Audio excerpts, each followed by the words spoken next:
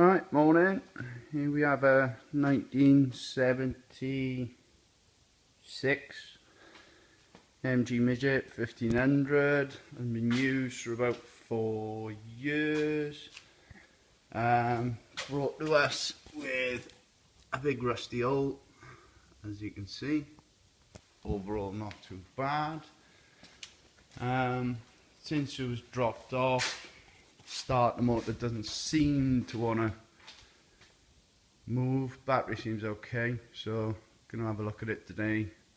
Maybe have a look at welding that hole if there's no other nasties underneath, and have a look at this starter thing. Maybe take the starter off, try bridging around the solenoid, something like that. Anyway, let's see how we do.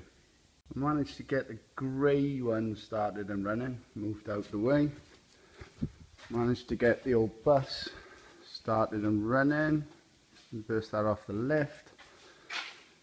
Now I've just got to work out how I'm going to get this on the lift.